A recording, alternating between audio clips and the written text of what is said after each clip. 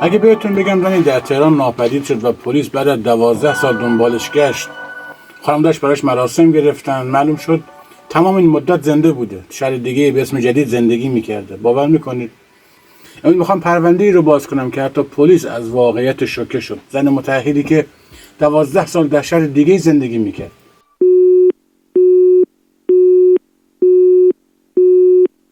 من مستر ستایشفرم. امروز میخوام پرونده رو براتون باز کنم که وقتی اولین بار جزئیاتش منتشر شد، حتی بعد از ماموران پرونده هم باور نمیکردن که چنین چیزی امکان پذیر باشه.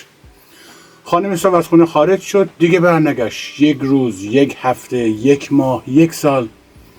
بعد از 12 سال خانواده عزاداری کردند، پرونده مفقودی تشکیل شد، صدها سرنخ بررسی شد، اما ناگهان مشخص شد اون فرد تمام این مدت زنده بوده و توی شهر دیگه‌ای با یک اسم جدید زندگی میکرده. یه زندگی جدید برای خودش ساخته بود. اما سوال اصلی این پرونده این نیست که نگین کجا بوده. سوال این که چه اتفاقی افتاد که یک زن حاضر شد 12 سال از زندگی قبلی خودش رو پاک کنه و چرا هیچ کس متوجه نشد. سال 1390 توی تهران نگین 32 ساله داشت زندگی میکرد. با رضا زندگی خیلی خوبی داشتند. همسایه ها همه ازشون راضی بودن، نه دعوایی نه بحثی. 8 سال از ازدواجشون میگذشت، همه چی طبیعی به نظر میرسید. یک زندگی خیلی عالی، خانه، ماشین، اختلاف خاصی نداشتن در نظراتشون. اما پشت درهای بسته داستان کمی متفاوت بود. مشکلات مالی، بحث‌های خانوادگی، فشارهای روحی، اختلافایی که کسی از اون خبر نداشت. صبح یکی از روزهای تابستونی بود. نگین طبق معمول از خونه خارج شد. به رضا گفت چند ساعت دیگه برمیگردم، اما دیگه برنگشت. ساعت 5 عصر تلفنش خاموش شد. ساعت 7 رضا نگرانتر. 10 شب خانواده ها هم تماس گرفتن، اما هیچ کس خبر نداشت. از همین لحظه یک پرونده جدید باز شد. بیشتر پرونده های مفقودی تو 48 ساعت اول اهمیت فوق‌العاده‌ای داره که طرف پیدا بشه یا سرنخی تا همون ساعت اولیه به دست پلیس برسه یا نه. اما هرچی زمان میگذره احتمال پیدا شدن فرد کمتر میشه. تو این پرونده هم مشکل همین بود. هیچ شاهد قابل اعتمادی وجود نداشت. در حقیقت اصلا شاهدی وجود نداشت. طبیعی بود که نگاه اول به سمت رضا بره. همسر اولین مظنونه. رضا بارها بازجویی شد، تلفناش بررسی شد، رفت و آمداش رو زیر نظر گرفتن. حسابهای بانکیش حتی چند بار تحت بازجویی طولانی قرار گرفت، اما نتیجه چیز دیگه ای بود. هیچ مدرکی علیهش پیدا نشد. تو همین زمان شایعات شروع شدن. بعضیا میگفتن نگین فرار کرده، روبوده شده. خیلی معتقد بودن که کشته شده، اما هیچ کس جواب قطعی نداشت. پرونده آرام آرام به بنبست رسید.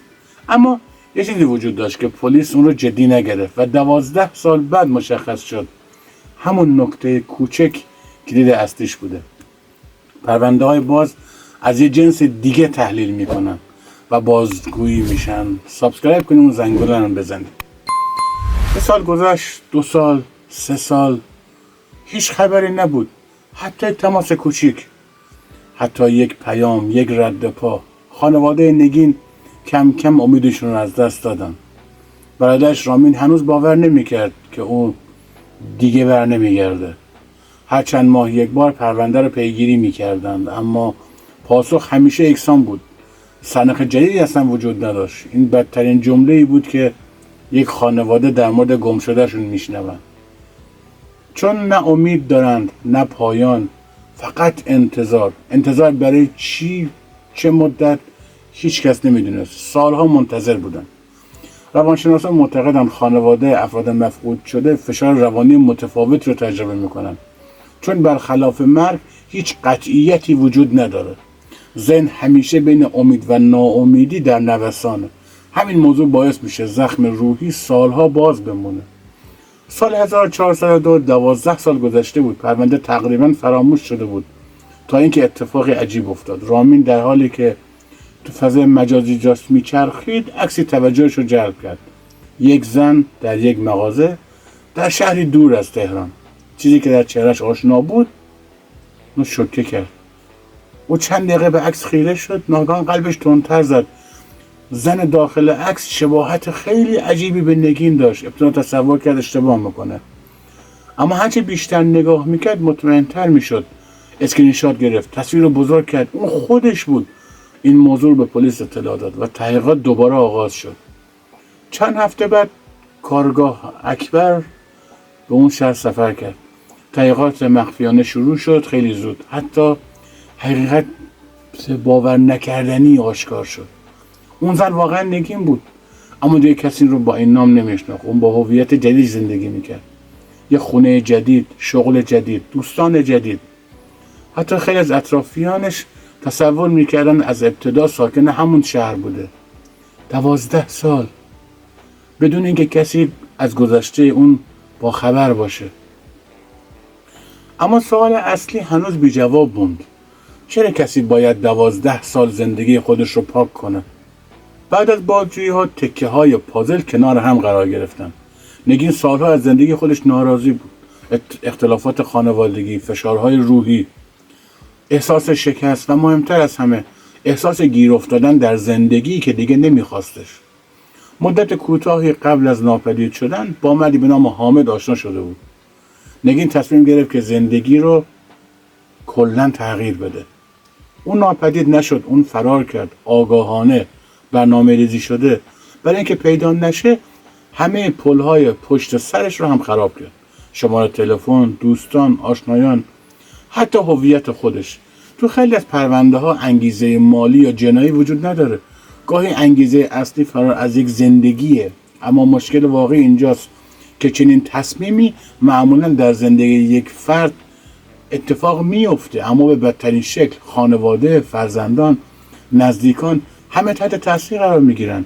شاید عجیب ترین بخش این پرونده این باشه که هیچ قتلی رخ نداد، اصلا آدم ربایی نبود، هیچ جنایت سازمان یافته‌ای وجود نداشت. اما با این حال زندگی چندین نفر نابود شد. رضا 12 سال با این سوال زندگی کرد که چه بلایی سر همسرش اومده.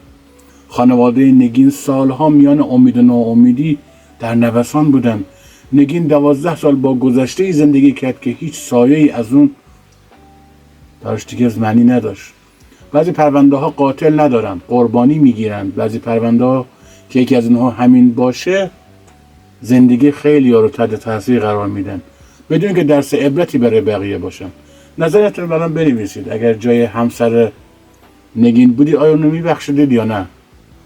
اگر به داستانهای جنایی و داستانهایی که هیچ وقت نتیجه قطعی نداشتن علاقه‌مندید، سابسکرایب کنید، اون زنگوله رو بزنید. ما با دید دیگه‌ای به اونها نگاه میکنیم. این ویدیو رو ببینید که چطور یک زن شوهردار میتونه به همسرش خیانت کنه بدون که کسی نفهمه. مواظب خودتون باشید. خدا نگهدار.